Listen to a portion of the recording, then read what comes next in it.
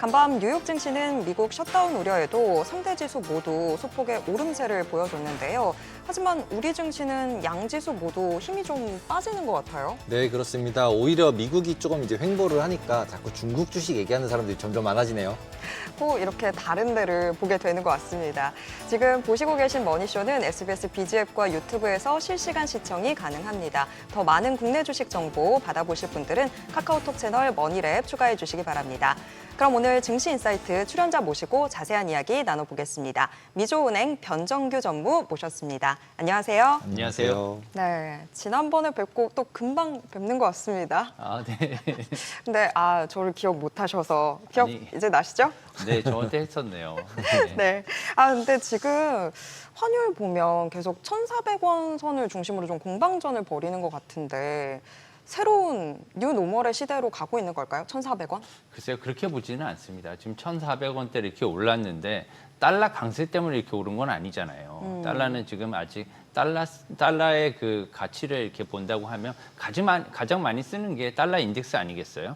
달러 인덱스는 97선까지 내려왔었고 소폭 올랐다고 해도 97 후반에서 98 이렇게 횡보를 하면서 거래가 되고 있어서 달러 강세라고 보기에는 굉장히 무리입니다. 그런데도 불구하고 한국의 구조적인 요인이라고 해야 되나요? 정치적인 요인이라고 해야 될까요? 최근에 그 3,500억 달러 이슈가 굉장히 큰 영향을 많이 미치고 있고 이 3,500억 달러라고 하는 게 이제 계산도 잘 안 되는데 이제 현재 환율로 본다면은 500조 우리나라 돈으로 넘는 돈이잖아요. 이게 엄청나게 큰 돈. 예를 들면 우리나라 외환 보유고가 약 4천억 달러가 좀 넘죠.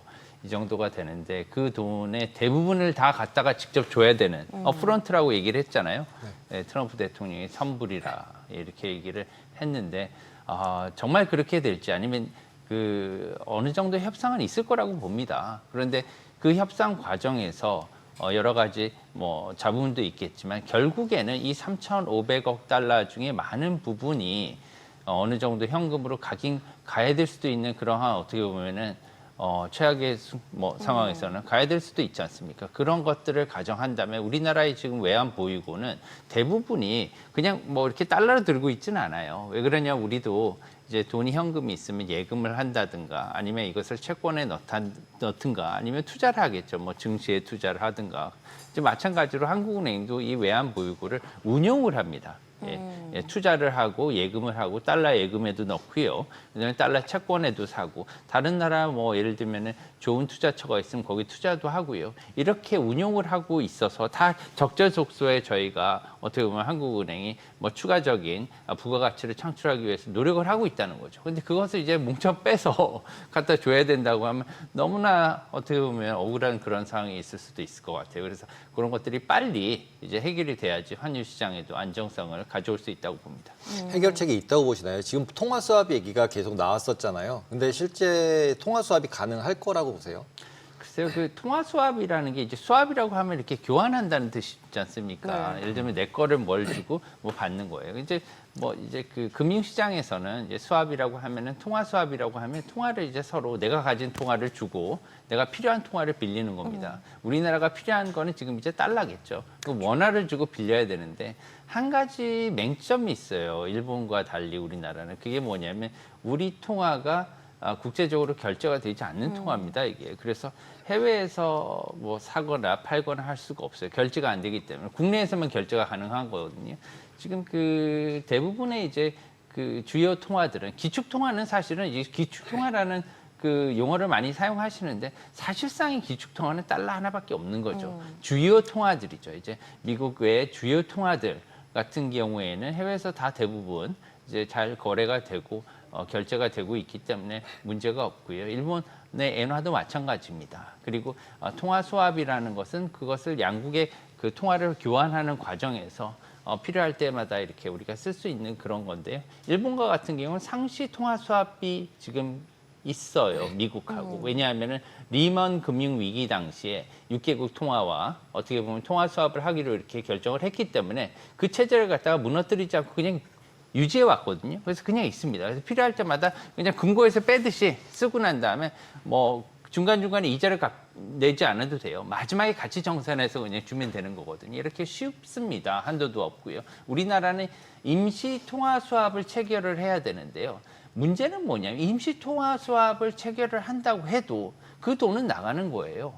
그렇지 않겠습니까? 그렇죠. 그래서 통화 수합에 굉장히 포커스를 많이 두고 있는데 사실상 통화 수합보다는 이 어떻게 보면 금액적인 부분, 직접 통화 아니면은 이런 그 직접 투자 또는 뭐 현금으로 이렇게 뭐 지불하는 이런 것들을 굉장히 많이 줄여야 된다고 생각해요. 그런 부분에 있어서 그걸 많이 줄이고 어떻게 보면은 보증이라든가 아니면 미국에서 현지에서 조달을 하든가 이런 것들을 많이 이용을 했으면 좋겠습니다. 그리고 기간을 우선 많이 늘려야 됩니다. 이제 기간이 짧게 예를 들면 2, 3년 안에 이 금액이 나가는 거하고 그다음에 10년 만기로 해서 차차차차 이렇게 그 할부같이 나가는 거하고는 큰 차이가 있는 거지 않습니까? 그래서 그런 것들을 이제 좀 잘 정부에서 알아서 이제 잘 하시리라 믿고요. 그렇게 이제 우리가 믿고 이제 있으면 환율은 언젠가는 떨어질 것이다. 왜냐하면 이제 기준금리도 이제 미국의 기준금리도 낮아질 거기 때문에 그렇게 생각하고요. 다만 한 가지 최근에 이제 미국의 사정이 굉장히 안 좋아지고 있는 것 같아요. 뭐냐면 그게 이제 그 좀 이따가 저희가 얘기할 거지만 이제 미국의 셧다운 문제 이런 것들을 한번 자세히 얘기를 해봐야 될 것 같습니다. 근데 실질적으로 통화 수합 같은 경우는 잘 저희가 얘기했듯이 그냥 신용을 주는 거랑 돈을 빌려주는 거랑 똑같은 거니까 빌려받은 다음에 도로 투자하는 거면 자기네가 투자하는 거랑 똑같잖아요. 그러니까 그건 맞습니다. 당연히 허락해 줄 것 같지 않은데 곰곰이 이제 생각을 해보면 예전에 SVB 사태가 났을 때 미국 페드가 했던 게 결국 BTFP 뭐 이런 프로그램을 만들어서 가지고 있는 걸 담보부로 100% 맞습니다. 라인을 줘버렸잖아요. 라인이라는 네. 게 이제 너 필요할 때 빌려줄게. 이게 이제 크레딧 라인. 네, 크레딧 라인이라고 부르는 거잖아요. 예. 그러면은 예를 들면 우리나라 같은 경우도 지금 한 1,100억 불 정도는 국채 있으니까 일단 3,500억 불 중에 1,100억 불은 국채 담보 내가 필요하면 담보로 넣을게. 그리고 이제 라인만 줘. 위험한 사태가 생길 때 주기로 해. 그리고 이제 나머지도 솔직히 생각해 보면은 3,500억 불이라는 게 우리가 그냥 돈을 자꾸 준다고 생각하는데 돈을 주고 나면 저희가 채권을 받는 거잖아요. 채권을 받는다는 게 이제 어떤 투자를 하는 거잖아요. 미국 공장을 짓든 어디를 받던. 그러면은 그 채권을 담보로 돈을 빌려줘. 뭐 이렇게 하면 그리고 이제 뭐 그럼 100%를 줄 거냐, 90%를 줄 거냐 이거는 이제 또 내고를 해봐야 되겠지만 협상을 맞습니다. 해봐야 되겠지만 그런 식으로 가면 예를 들어서 우리 보유고가 4,100억 불 중에 예를 들어 3,500억 불 빼가지고 다 투자했다 이거죠. 근데 3,500억 불 투자한 거에 대해서는 우리가 해주겠다. 미국에서 거기까지는 대출이 아니라 이제 크레딧 라인을 주겠다. 니네가 뭐 1,500원, 1,700원 가면 우리가 줄게 그만큼. 아주 좋은 지적이세요. 네, 맞아요. 그러니까 네. BTFP나 이런 것처럼 뭔가 다른 프로그램들을 생각해야지 통화 수업은 안 될 것 같은데 왜 저렇게 통화 수업 가지고 질질거리는 진짜. 근데 한 가지 제가 거기서 또 다르게 생각할 수 있는 부분도 있습니다. 네, 왜냐면은 뭐요? 채권을 갖다가 주는 거잖아요. 그게 이제 국채를 대부분 주겠죠. 그쵸. 이게 국채가 아니라 뭐 예를 들면은 그 다른 뭐 신용의 채권을 줄 수도 있겠지만 그거는 이제 미국이 알아서 줄 거지 않습니까? 그것을 이제 미국이 결정해 줄 거예요. 우리가 골라서 사는 게 아니라 미국이 이제 이거 줄게 하고 줄 거란 말이에요. 그걸 이거에 이제 투자해 뭐 이렇게 얘기를 하겠죠. 그렇죠. 그렇죠.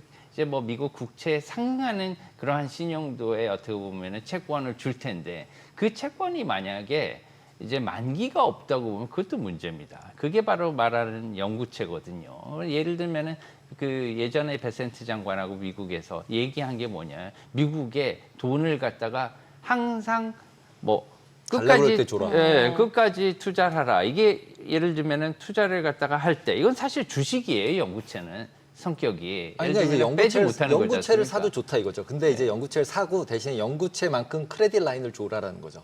그러면은 필요할 때 단기로 빌려주면 우리는 이제 외환위기는 안 맞을 수 있잖아요. 그리고 이제 예전에 97년도 그건 담보로 돈을 받는 거는 괜찮을 것 같습니다. 네, 그 방법밖에 없어 보여요. 수합은 이미 긁는 것 같고.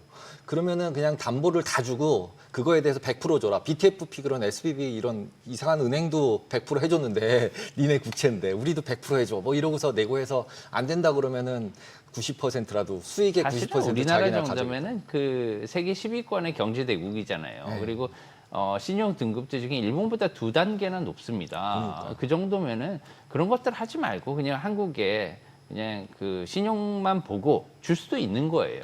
어떻게 보면 나중에 이자를 얼마 정도 쳐주고, 예. 근데 그게 이제 북한이 있는데 안 주죠. 안 주죠. 신용등급 뭐 둘째 치고 안 주죠. 그럴까요? 그리고 이제 은행 같은 경우도 생각해 보시면 은행들도 국채 많이 가졌잖아요. 그러면 한국에 있는 은행들 전부 다 국채에 대해서 BTFP 다 해줄게 한국계 은행들. 그러면은 외환위기 같은 거 하나도 안 올 것 같고.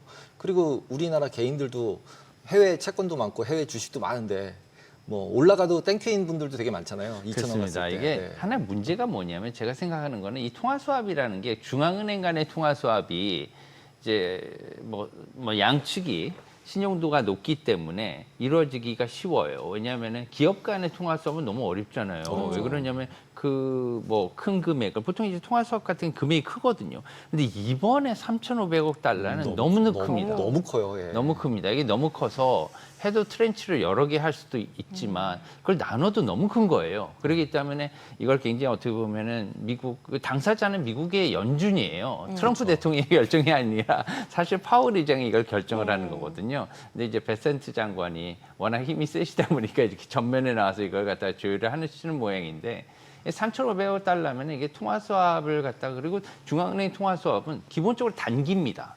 최대 3개월 이내의 단기예요. 예, 보통 빨리 쓰고 왜냐하면 문제가 있을 때 예를 들면 어떠한 외환 보유고에 어떻게 보면은 외환 시장에서 외화가 단기적으로 필요할 때 단기적으로 빌리고 빨리 갚는 이런 시스템이에요. 장기적으로 이렇게 갖고 가는 게 아니기 때문에 중앙은행 간의 통화수합 그게 또 거기서 난색이 또 한번 표명할 것 같은 그 두 가지 이유가 있는 것 같습니다. 일단은 그리고 협상하는 당사자들도 솔직히 베센트는 일본 차익 거래하고 파운드 공격하고 이러던 헤지펀드 매니저인데 이자율 환율에 완전 베테랑인 분하고 이게 관료 출신 분이 가서 협상을 하면 게임이 안 될 것 같잖아요. 좀 느낌에. 실무자들도 데려갔으면 하는 그런 생각도 들어요. 이 수합이라는 게요. 금융에 굉장히 어떻게 보면은 뭐 거래 중에 많이 이제 일반화돼 있긴 하지만 이런 것들을 많이 잘 알고 하는 거하고 모르는 거하고는 굉장히 많이 차원이 다를 것 같고요. 이것을 아까 말씀드린 여러 가지 거래 종류와 같이 연결해서 그것을 갖다가 이용하는 그런 그쵸. 묘미도 발휘해 볼 수 있거든요. 그런 것들을 갖다가 같이 머리를 맞대고 예를 들면 이쪽에서 A를 제안을 한다면 우리가 B를 제안할 수 있는 이렇게 어떻게 보면은 핑퐁 같이 핑퐁을 좀 해야 되는데 그런 어떻게 보면 협상이 가능한 그런 실무자들이 있었으면 좋겠다 이런 생각을 합니다. 환율 조작국 이런 얘기 나오고 오늘 이 황당한 것 방송을 같아요. 아유. 보고 협상을 갔었어야 되는데 저희가 좀 늦었는데요. 한일 조작국은 이거와는 별개 관련이 아닌가요? 관련이 관계도 없는데. 없는 것 같아요. 제 네, 생각에는. 저도 관계도 없는 것 같은데. 예, 그거는 사실은 이제 어떻게 보면 재무 환율 보고서에 나오는 거지만 이 환율 그 관철 대상국은요 작년 6월달에 다시 등재되긴 했지만 원래도 우리가 계속해서 관철 대상국에 들어가 있었어요. 계속 그랬죠. 우리나라뿐만이 아니라. 그리고 그 대상국 자체가 룰이 있잖아요. 뭐 무역 수지 얼마, 맞습니다. 뭐 얼마 했으면 너넨 관찰 대상국이야. 뭐 누가 뭐 이렇게 트럼프가 주고 싶다 그래서 너 관찰국이야. 베센트가 주고 싶다. 이런 게 아닌데 왜 그런 소리를 하면서 나오는지도 좀 이해가 잘 안 되고. 쓸데없이 의제로 네, 올라가 그러니까 버린. 결국은 잘 모르는 것 같다 시장 자체를. 그러니까 시장을 좀 아는 분들이 가서 어떤 저 수합을 하면 어떤 임팩트가 생기고 그 다음에 그거 말고 어떤 걸 요구할 수 있는지를 좀 들고 가서 얘기를 해야 되지 않을까라는 생각이 개인적으로 듭니다. 아쉬움이 좀 남네요. 네. 근데 아까 전무님 말씀 중에 셧다운도 우리가 좀 고려를 해봐야 된다라고 이야기를 하셨잖아요. 근데 셧다운이 뭐 굉장히 새로운 이슈도 아니고 있었을 때도 주식 시장은 큰 영향도 안 받고 보통 이제는 그랬는데 너무나 익숙한가요? 익숙해진 저는 좀 그런 느낌이 들어요. 근데 왜 어떤 측면에서 살펴봐야 된다고 하시는 예, 거예요? 셧다운이 이렇게 너무 익숙한 것 같지만 이 셧다운이 굉장히 어떻게 보면은 미국의 그 뭐 공무원들이 일을 못 하고 그냥 셧다운 그렇죠. 되는 거잖아요. 네. 모든 걸 셔터를 내린다고 하지 않습니까? 이제 어떻게 보면은 문을 닫는 건데 이 정부의 문을 닫아버리면 뭐 최소한의 어떻게 보면 정부가 하는 역할만 하게 되는 거예요. 예를 들면 국방이라든가 이런 것들만 취한 이런 것만 남겨놓고 다 못하는 거예요. 그래서 지금 보시면 올해 예산이 다 마이너스입니다. 지금 다 써가지고 마이너스고 그래서 임시 예산으로 지금 돌아가고 있는데 추가 예산을 지금 뭐 요청을 하니까 거기에 대해서 난항을 얘기를 하고 있는 네. 거죠. 거기서 협상이 지금 안 되는 거고 어저께도 이제 트럼프 대통령이 설명을 하고 했지만 잘 뭐 어떻게 보면 진행되지 않은 것으로 이렇게 발표가 났습니다. 그렇기 때문에 내일 이제 내일이죠. 이제 내일 모레 미국 날짜로 이제 금방입니다. 예, 네. 하루 반밖에 안 남았습니다. 그런데 이제 셧다운은 우리가 가정을 해야 될 것 같아요. 가정을 하게 되면 이제 무급휴가 가시겠죠. 이제 공무원들은 다. 이번에는 또 거의 뭐 해고 이야기까지 나오던데요. 이제 여태까지는 좋은 기회지 무급휴가 않습니까? 안 그래도 해고시키려고 그랬는데. 있는데. 호시탐탐 노리고 있었는데. 예, 잘 됐다 이렇게 니네들 필요 없어요. 이러면서 연준까지도 지금 10%뭐 구조조정 들어갔지 않습니까? 이런 것들을 이제 기회를 살리는 건지 아니면 이용을 하는 건지 모르겠지만 이제 많은 부분들이 이제 해고가 될 수 있는 그런 어떻게 보면 안 좋은 그런 상황이 벌어질 수도 있을 것 같고요. 중요한 건 뭐냐면 과거에도 이런 사례가 많이 있었다는 겁니다. 2013년부터 시작해가지고 2018년, 19년에도 있었고요. 이때마다 이제 미국의 공무원들이 일을 못 하잖아요. 네. 무급휴가기 때문에 돈이 안 나옵니다. 월급이. 그렇기 때문에 이제 뭐 스크린에서 보시듯이 항상 여러 가지 문제가 있었어요. 그래서 경제지표, 고용통계라 이런 거에 있어서도 여러 가지 지장이 있었고요. 지장이 있어서 고용보고서라든가 아니면은 통계 자료가 늦어서 물가 자료도 그렇고 그러기 때문에 그때마다 파월 의장은 여기에 대해서 굉장히 우려를 많이 표명했었고 주식 시장도 그래서 좀 조심해야 된다는 게 그때마다 주시장은 횡보를 하거나 떨어진 기업들이 있습니다. 아픈 기업들이 있어요. 그렇기 때문에 지금 불안 심리가 가중이 되고 그다음에 불확실성이 올라가는 그런 시기이기 때문에 당분간 하반기에 그렇게 나쁘지 않을 거라고 봅니다. 주식시장. 그렇지만 지금 상황에서는 미국이 셧다운이 되는 시기에는 굳이 막 단기적으로 거래하실 분들은 지금 들어가실 필요는 없다. 이렇게 말씀을 드리고 싶습니다. 근데 지금 뭐 셧다운이 되면 미국 정부 기능이 일단 정지가 돼서 이번 주에 사실 뭐 고용보고서 발표도 있고 한데 그런 부분들도 지연될 수 있다 이야기들 나오잖아요. 근데 연준은 늘 항상 데이터를 그렇게 강조를 했는데 만약에 그 데이터를 못 본다고 하면 좀 늦게 본다고 하면 혹시 FOMC도 지연될 가능성이 있나요? 글쎄 FOMC는 그대로 될 겁니다. 그렇지만 FOMC는 그대로 개최가 되겠지만 고용 보고서나 물가 보고서와 같은 중요 보고서들이 지표들이 만약에 그때까지 나오지 못하는 그건 과거에도 그랬어요. 지표들이 발표가 안 됐었거든요. 그런 경우가 많았기 때문에 그렇게 된다면 데이터에 굉장히 의존하는 뭐 FOMC 연준으로서는 여기에 대해서 금리를 현재 상태에서 동결할 가능성이 더 높아지지 않느냐. 그렇게 되면 금리에 대해서 지금 벌써 올해 말까지 2번, 뭐 많게는 3번까지도 금리 인하를 예상하고 있는 주식시장으로서는 조금은 악재가 아닌가 이런 생각이 들어요.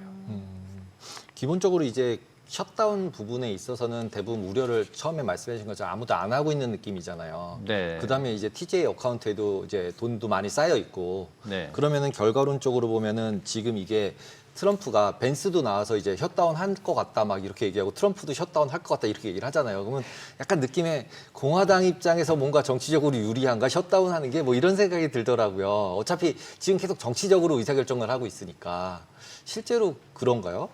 요새 진짜 너무나 이렇게 금융시장도 저희가 금융을 얘기하고 있잖아요. 금융을 얘기하고 있는데 정치가 거의 반이 넘어요. 그죠.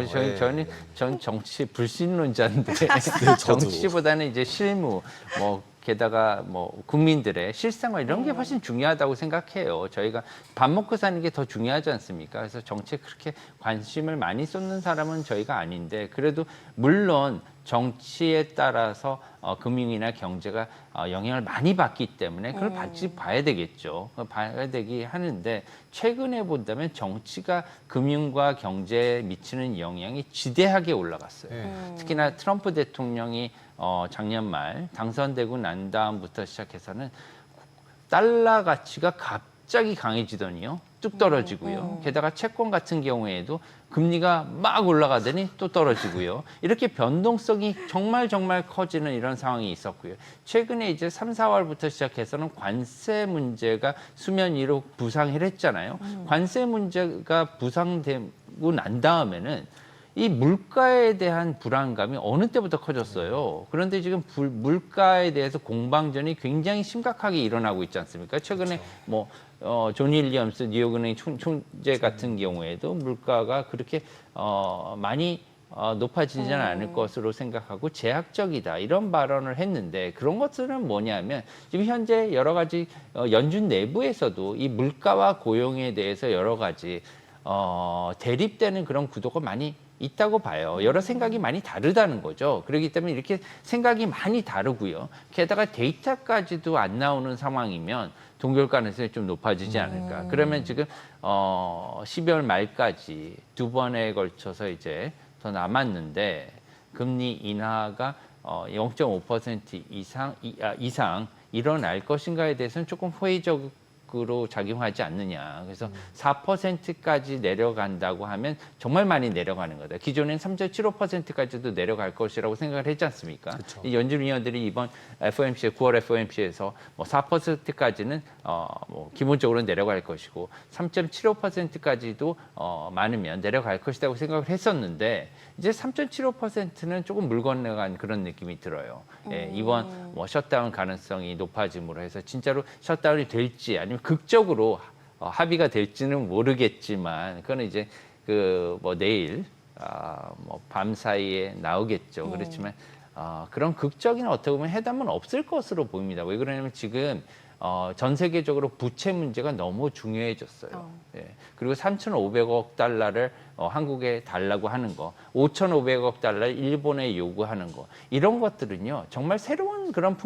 풍속이라고 제가 얘기하는 새로운 풍속 아닙니까, 이게? 왜 그러냐면 예전 같으면은요, 나라가 가난해졌어요. 강대국이 강해지면 반드시 전쟁이 일어납니다. 왜냐면은 약하고 그다음 돈이 많은 국가를 침범해서 돈을 뺏어가거든요. 이런 것들이 옛날에 일어났는데 지금은 침범하거나 전쟁을 할 수가 없으니까 이것을 이제 공식적으로 요구를 하는 거예요. 이 정도 주면은 너네가 와서 왜냐하면 요새는 소비라든가 아니면 여러 가지 국가가 재정이 크면 거기에 맞춰서 이제 기업들이나 판매하는 것들이 굉장히 중요하지 않습니까? 수출 특히나 한국이나 일본은 수출 주도적인 기업들이 많기 때문에 미국이라는 시장 없이는 살 수가 없어요. 그래서 이것들을 이용하는 거죠. 그래서 이런 것들이 앞으로 일본도 마찬가지로 지금 부채가 너무 많지 않습니까? 정부 부채가. 프랑스나 지금 유럽도 지금 만만치 않아요. 독일도 지금 여러 가지 얘기가 나오는 상태이기 때문에 전 세계적으로 빚에 지금 쪼들리고 있는 이런 상황. 한국은 나중에도 이렇게 잘 사는 국가로 남아 있으면 좋겠습니다. 근데 그래도 그나마 부채를 지는 측 중에는 정부가 부채 지는 게 제일 안전한 거 아닌가요?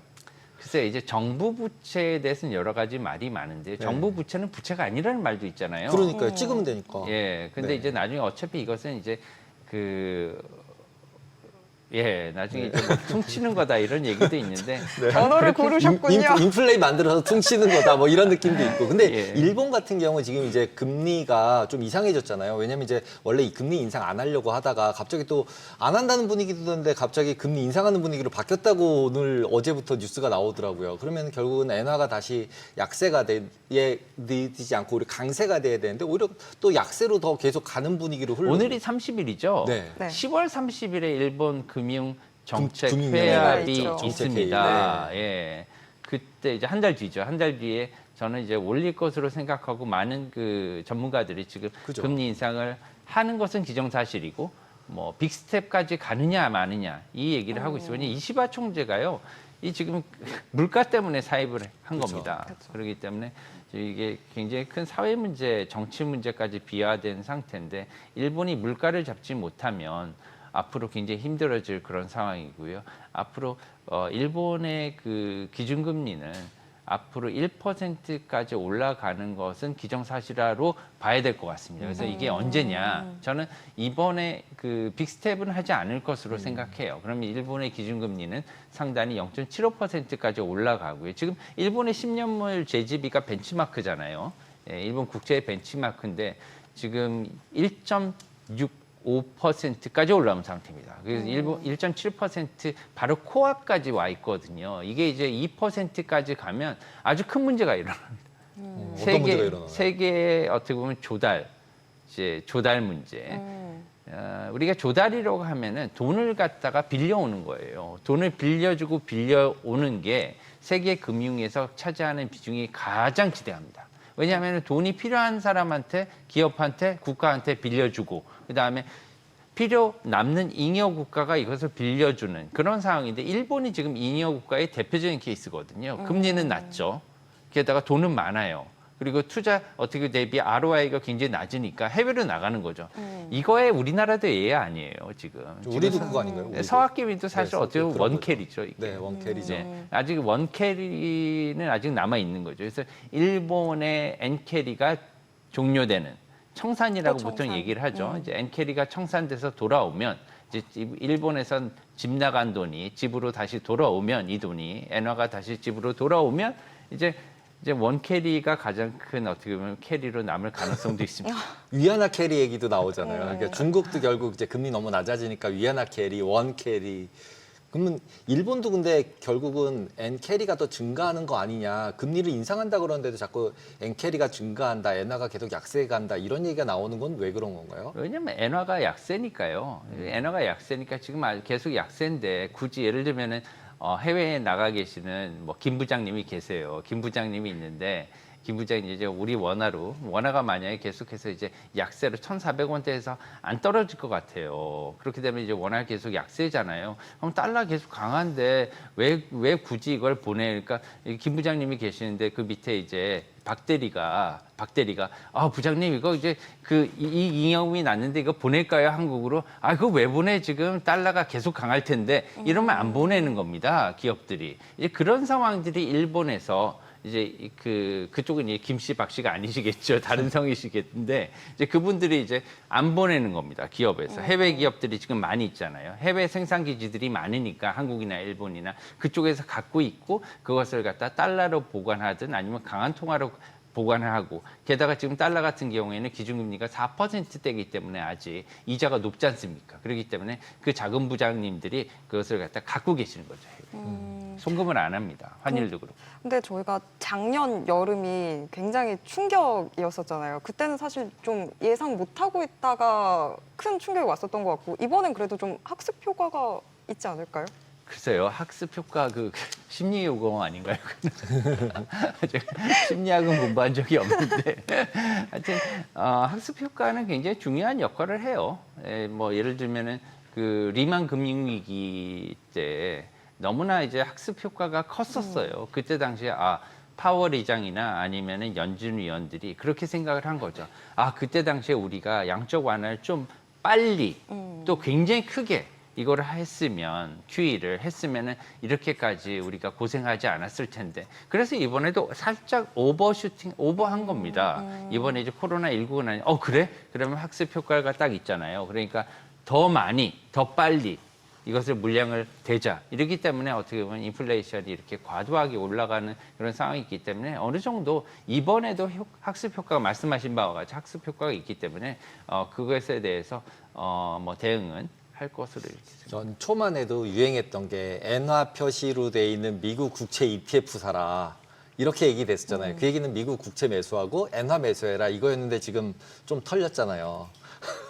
지금 이 상황이다. 그러면 지금 현재 상황에서는 그러면 들어가도 되는 건가요? 지금 이렇게 금리 인상하면 일본도 엔화 강세되니까. 이 5,500억 달러에서 자유롭지가 못해요. 우리나라만 지금 문제가 아니라요. 일본은 괜찮다는 게 아니라 이 5,500억 달러면 이게 우리나라 돈은 800조가 넘는 돈이에요. 800 몇십 조가 되는 돈인데요. 800 몇십 조 원이나 되는 돈인데 일본과 같이 큰 나라, 우리나라보다 뭐 4-5배 경제 규모가 크긴 하지만 만만치 않은 돈이거든요. 우리나라에는 이거는 어떻게 있을 수가 없는 상황이고 일본과 같은 경우에도 지금 뭐 국민들이 굉장히 여기에 대해서 뭐 민감하게 지금 주시를 하고 있는 상황이거든요. 이게 나가버리면 뭐 엄청나게 큰 뭐 타격이 있을 수밖에 없는 거고요. 외환 시장에서도 지금 이것을 보고 있어요. 그렇기 때문에 달러 엔 환율이 지금 148.5선에서 지금 공방을 하면서 거래가 되고 있는데 이게 지금 150엔 달러당 150선의 턱 밑까지 올라와 있거든요. 그래서 이것을 갖다가 내리기 위해서도 어느 정도 지금 유지하기 위해서 엔화 가치를 보존하기 위해서라도 일본의 엔화 기준금리를 이번에 올리는 것이 맞다 이렇게 지금 다들 일본에서도 얘기를 하고 있는데 문제가 있습니다 지금. 뭘까요? 지금 벌써 한 번 10월 30일 한 달 남았는데요. 네. 벌써 다 반영이 돼 있어요. 이게 한 번 할 것으로. 그럼 어떻게 합니까? 이게 한 번 한다고 해도 엔화가 방어가 안 될 수가 있거든요. 그럼 뭐냐면 그러면 그래 그러면 빅스텝을 해야 되나 이렇게 고민을 하고 있는 거죠. 이게 뭐 중앙은행이라고 해서 우리 일반인들하고 크게 다르지 않습니다. 사고 방식이 이렇게 일반인들이 벌써 이걸 갖다가 다 반영을 하고 있어요. 한 번 하겠지 이렇게 생각을 하니까 더 골치가 아픈 상황입니다. 저는 엘리트들은 뭔가 다를 거라고 생각했는데, 네. 자, 오늘 말씀 여기까지 듣도록 하겠습니다. 고맙습니다. 감사합니다. 감사합니다.